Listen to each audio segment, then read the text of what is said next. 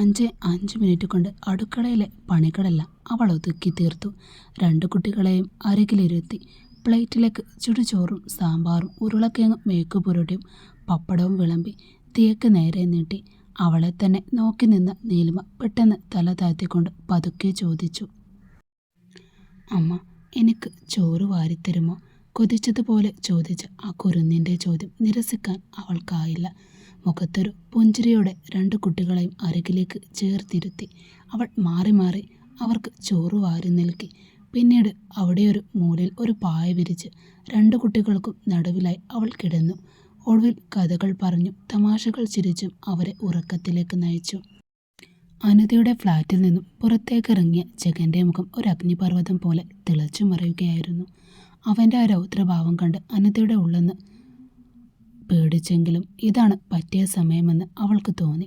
പ്രയാസപ്പെട്ട് അവൾ കണ്ണീർ വരുത്തിക്കൊണ്ട് പറഞ്ഞു, അയ്യോ, എൻ്റെ മോൾ കൂടെ ഉണ്ടാകാൻ ആഗ്രഹിച്ചതുകൊണ്ട് മാത്രമാണ് ഞാൻ അവളെ ഇങ്ങോട്ട് കൂട്ടിക്കൊണ്ടുവന്ന്. കാര്യങ്ങൾ ഇങ്ങനെയാകുമെന്ന് അറിഞ്ഞെങ്കിൽ ഞാൻ ഒരിക്കലും അവളെ ഇങ്ങോട്ട് കൊണ്ടുവരില്ലായിരുന്നു വിച്ചു. പ്ലീസ്, എൻ്റെ കുഞ്ഞ് എവിടെയുണ്ടെന്ന് ഒന്ന് കണ്ടുപിടിച്ചു തരൂ. ഞാൻ ചെയ്ത തെറ്റിന് എൻ്റെ മകൾ ശിക്ഷ അനുഭവിക്കരുത്, അവൾ വിതുമ്പിക്കൊണ്ട് അഭിനയിച്ചു പറഞ്ഞു. അതേസമയം നഗരത്തിൻ്റെ മറ്റൊരു കോണിൽ സായന്ത് ആ പ്രദേശത്തെ ഇൻസ്പെക്ടറും അന്വേഷണത്തിലാണ്. സർ, ഞങ്ങൾ അന്വേഷിച്ചിടത്തോളം ശത്രുക്കളാരും ഈ ഭാഗത്തേക്ക് വന്നിട്ടില്ല, സായന്ത് പറഞ്ഞു. അപ്പോഴാണ് ഇൻസ്പെക്ടറുടെ ഫോണിലേക്ക് ആ വിവരം വരുന്നത്. അദ്ദേഹം തിടുക്കത്തിൽ തന്നെ പറഞ്ഞു, ജഗൻ സർ, ഇപ്പോഴാണ് ഒരു വിവരം ലഭിച്ചത്. ട്രാഫിക് നിരീക്ഷണ ക്യാമറ നിങ്ങളുടെ മകൾ ഒരു സ്ത്രീയോടൊപ്പം സ്കൂട്ടിയിൽ പോകുന്നത് പതിഞ്ഞിട്ടുണ്ട്. കൺട്രോൾ റൂമിൽ നിന്നും ആ കുട്ടിയുടെ ചിത്രം അയച്ചു തരാൻ ഞാൻ പറഞ്ഞിട്ടുണ്ട്. അത് കേട്ട് ജഗൻ ഞെട്ടിപ്പോയി. അത് എൻ്റെ മകൾ തന്നെയാണോ? നിങ്ങൾക്ക് ഉറപ്പാണോ? അവൻ്റെ ശബ്ദത്തിൽ ആശങ്ക നിറഞ്ഞു. മറുവശത്ത് സ്നേഹത്തിനായി കൊതിച്ചിരുന്ന കുഞ്ഞിന് അത് നൽകാൻ സ്വന്തം മാതാപിതാക്കൾക്ക് കഴിഞ്ഞില്ലല്ലോ എന്ന വേദനയോടെ. ശാന്തമായി ഉറങ്ങുന്ന തീയുടെ തലയിൽ തലോടുകയാണ് ആ സമയം നീലിമ. അപ്പോഴാണ് വീടിൻ്റെ മുൻവാതിൽ ശക്തമായൊരു മുട്ടൽ കേട്ടത്. ആരാണാവോ ഈ സമയത്ത്? വാതിൽ മുട്ടുകയാണോ അതോ തല്ലിപ്പൊളിക്കുകയാണാവോ? ഉറങ്ങുന്ന കുട്ടികൾ ഉണരുമല്ലോ. നീലിമ ദേഷ്യത്തോടെ പിറുപിറുത്തുകൊണ്ട് വാതിൽ തുറന്നു. പക്ഷെ മുന്നിൽ നിൽക്കുന്ന ആളെ കണ്ടവൾ സ്തംഭിച്ചു പോയി. കണ്ണുകളിൽ കോപാഗ്നിയുമായി തന്നെ നോക്കി ഭസ്മമാക്കാൻ എന്നവണ്ണം നിൽക്കുകയാണ് ജഗൻ. നിങ്ങളെന്താ ഇങ്ങോട്ട് വന്നത്? പഴയ ഓർമ്മകളെല്ലാം ഇരച്ചു കയറിയപ്പോൾ നീലിമയുടെ ഉള്ളിൽ ദേഷ്യം ഇരട്ടിച്ചു. എൻ്റെ കുട്ടിയെ തട്ടിക്കൊണ്ടുവരാൻ നിനക്ക് എങ്ങനെ ധൈര്യം വന്നടി? ജഗൻ അനിതയോട് കാണിച്ച കോപത്തേക്കാൾ വലിയ ദേഷ്യത്തോടെ നീലിമയ്ക്ക് നേരെ അവൻ അലറി. നിങ്ങൾ എന്തൊക്കെയായി വിളിച്ചു പറയുന്നത്? ഞാൻ എന്തിനാ നിങ്ങളുടെ കുട്ടിയെ തട്ടിക്കൊണ്ടുപോകുന്നത്? നിങ്ങളെന്തോ തെറ്റിദ്ധരിച്ചിരിക്കുകയാണ്. ഇതിനൊന്നും സമയമില്ല. ദയവായി ഇവിടെ നിന്നും ഇറങ്ങിപ്പോകൂ. കുട്ടികൾ ഉറങ്ങുകയാ. ശബ്ദമുണ്ടാക്കാതെ അവരെ ഉണർത്തരുത് പ്ലീസ്. അവനെ ഒഴിവാക്കാനായി അവൾ വാതിലടക്കാൻ ശ്രമിച്ചു. എന്നാൽ അവളുടെ കൈകളിൽ പിടിച്ച് തടഞ്ഞുകൊണ്ട് ജഗൻ ഒരടി മുന്നോട്ട് വെച്ചു. അവളിലേക്ക് കൂടുതൽ അടുത്തുകൊണ്ട് അവൻ ചോദിച്ചു, എവിടെ എൻ്റെ ദിയ? അവൻ്റെ സാമീപ്യം കണ്ട് നീലിമ ഒരു നിമിഷം പകച്ചുപോയി. നിങ്ങളിവിടെ തർക്കിക്കാൻ നിൽക്കുകയാണെങ്കിൽ ഞാൻ പോലീസിൽ പരാതിപ്പെടും. ആദ്യം ഇവിടെ നിന്നിറങ്ങ്, അവൾ ധൈര്യം സംഭരിച്ചുകൊണ്ട് പറഞ്ഞു. അവളുടെ ആ ഭാവം കണ്ട് അവൻ പരിഹാസത്തോടെ ചിരിച്ചു. നീ പോലീസിൽ പരാതിപ്പെടുമോ? ഞാൻ നിന്റെ മേൽ തട്ടിക്കൊണ്ടുപോകില്ല. കേസ് കൊടുത്താൽ നിനക്കിനി ഒരിക്കലും ജാമ്യത്തിൽ പോലും ഇറങ്ങാൻ കഴിയില്ല. ഓർത്തു വെച്ചോ നീ, കേട്ടോടി? സംസാരിച്ചുകൊണ്ട് വീടിനുള്ളിലേക്ക് കയറിയ അവൻ്റെ നോട്ടം പെട്ടെന്ന് ഒരു വശത്തേക്ക് പഞ്ഞിമെത്തയിൽ സുഖമായി ഉറങ്ങുന്ന തീയുടെ മേൽ പതിഞ്ഞു. നീലിമ മനസ്സിൽ വിചാരിച്ചു, ഇയാൾക്കെന്താ ഭ്രാന്താണോ? ആവശ്യമില്ലാത്ത കാര്യങ്ങളൊക്കെ പറയുന്നേ. അവൾ അവനെ തന്നെ നോക്കി നിന്നു. സർവ്വ സൗകര്യങ്ങളുമുള്ള എയർ കണ്ടീഷൻ ചെയ്ത മുറിയിൽ തീയ യാതൊരു ഭയവുമില്ലാതെ ഉറങ്ങുകയായിരുന്നു. എല്ലാത്തിനും കാരണം ഇവൾ തന്നെയാണ്. ഇവളാണ് എൻ്റെ കുഞ്ഞിനെ സ്ഥലത്തേക്ക് കൂട്ടിക്കൊണ്ടുവന്ന് ഇവളെയും ഇവളുടെ കടയും തകർക്കണമെന്ന് ഞാൻ വിചാരിച്ചതാണ്. പക്ഷേ ഇപ്പോൾ ഇവൾ എൻ്റെ കുട്ടിയെ തന്നെ തട്ടിക്കൊണ്ടുപോയി എന്നെ വെല്ലുവിളിക്കാൻ തുനിഞ്ഞിരിക്കുന്നു. ഈ നരുന്തു പെണ്ണ്, ഇവളെ എന്ത് ചെയ്യണം? ഉള്ളിൽ തിളച്ചു മറിയുന്ന കോപത്തോടെ ജഗൻ ചുറ്റും നോക്കി. അവൻ്റെ നോട്ടം അടുക്കളയിലേക്ക് നീണ്ടു. പെട്ടെന്ന് അവിടെ നിന്നും ഒഴുകി വന്ന ഭക്ഷണത്തിൻ്റെ സുഗന്ധം അവൻ്റെ നാസാഗ്രിയിലേക്ക് പടർന്നു കയറി. നീലിമ പാകം ചെയ്ത ആ ഭക്ഷണത്തിൻ്റെ മണം ശ്വസിച്ചപ്പോൾ അവൻ്റെ ഉള്ളിലെ കോപം ഒരൽപ്പം മാറി. വിശപ്പിൻ്റെ വികാരം ഉണരാൻ തുടങ്ങി. അത്രക്ക് സ്വാദുള്ള എന്താണ് ഇവൾ ഉണ്ടാക്കി വെച്ചിരിക്കുന്നത്? അവൻ അറിയാതെ ചിന്തിച്ചു പോയി. നിങ്ങൾക്ക് എന്താ ശരിക്കും പ്രശ്നം?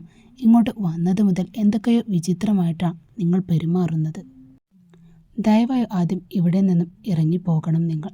നീലിമ കോപത്തോടെ അവനോട് അലറി. അവൾ തിരിഞ്ഞു നടക്കാൻ തുടങ്ങിയതേയുള്ളൂ.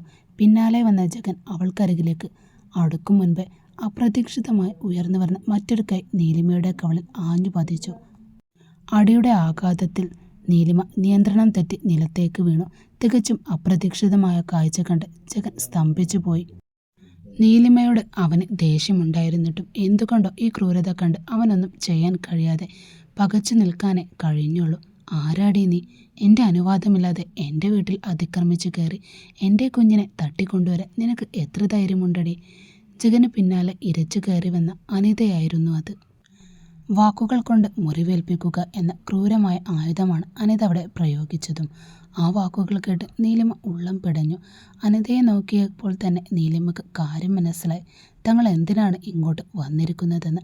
പക്ഷെ അവൾക്ക് അറിയാത്ത ഒന്നുണ്ടായിരുന്നു. ഈ കുഞ്ഞു ദിയ ജഗൻ്റെ മകളാണെന്ന സത്യം. ആ അറിവ് നീലിമയെ ഞെട്ടിച്ചു കളഞ്ഞു.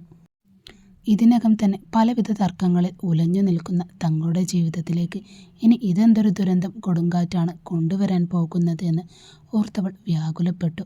അവൾ ചിന്തകളിൽ മുഴുകിയിരിക്കെ പെട്ടെന്ന് അനിത നീലിമയുടെ കുത്തിപ്പിടിച്ചു മുകളിലേക്ക് വലിച്ചുയർത്തി.